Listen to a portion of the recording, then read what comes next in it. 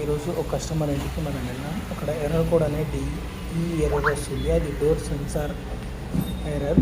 అది ఎలా సాల్వ్ చేద్దామో మేము చూద్దాం. ముందుగా 2 స్క్రూలు ఓపెన్ చేసుకున్న తర్వాత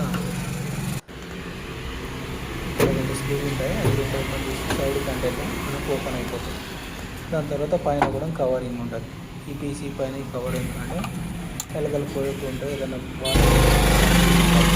పెడతాం. స్క్రూ ఒకటి రిమూవ్ చేసుకుంటాం. ఇక్కడ చూడండి ఎలకలు ఇక్కడ మన డోర్ సెన్సార్ ఈ వైరింగ్ కట్ చేయడం వల్ల డిఈ అనేది ఎర్రర్ వస్తుంది.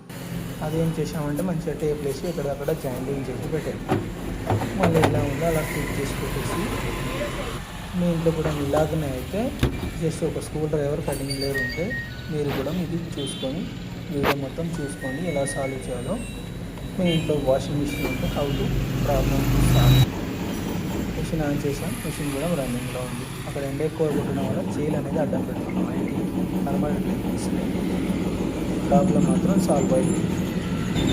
కూడా చెక్ చేసుకోండి. మీరు కూడా నా ఛానల్ని సబ్స్క్రైబ్ చేయండి. మరి వీడియో వరకు